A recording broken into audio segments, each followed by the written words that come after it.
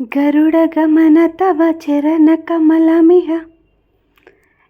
ఏంటబ్బా పాట పాడుతుంది, పెయింటింగ్ చూపిస్తుంది అనుకుంటున్నారా? నేనే వేసానండి. ఆ ఆర్టిస్ట్ నేనే, అది నేనే.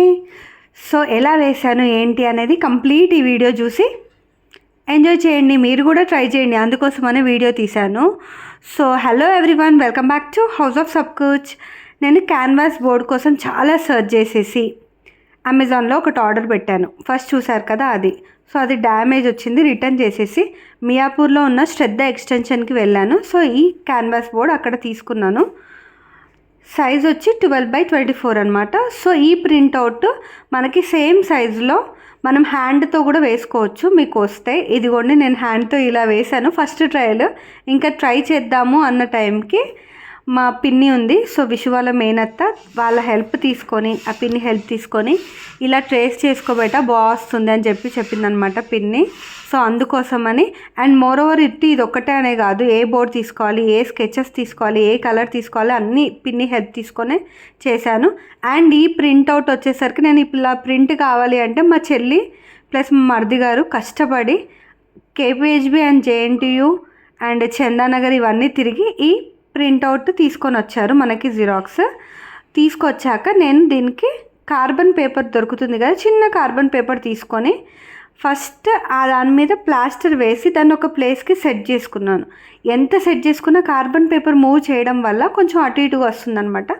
జాగ్రత్తగా చూస్తూ వేయండి నీట్గా. కొంచెం మనకు అటు ఇటు అయితే పర్లేదు, ఏం కాదు, ఎందుకంటే తర్వాత మనము పెన్సిల్తో మార్క్ చేసుకోవచ్చు.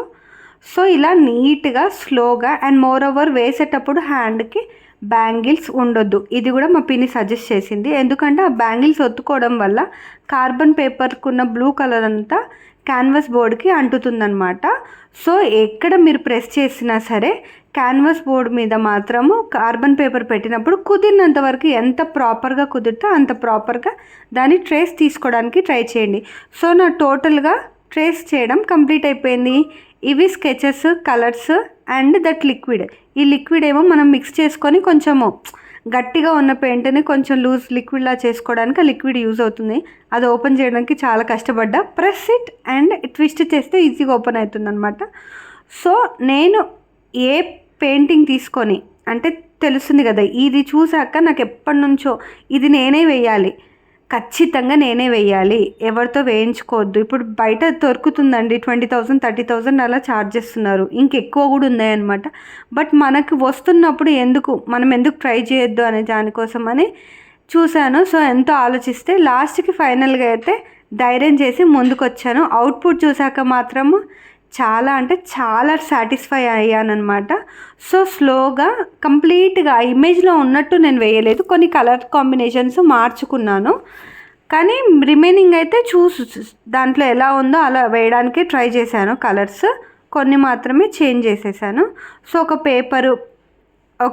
ఫస్ట్ ఒక పేపర్ తీసుకోండి, మనకు కలర్ కరెక్ట్గా సెట్ అవుతుందా లేదా, కలర్ కరెక్ట్గా వస్తుందా లేదా అని పేపర్ మీద వేస్తేనే కదా ఆ కలర్ కాంబి కరెక్ట్గా వచ్చిందా లేదా తెలుసుకోవడానికి.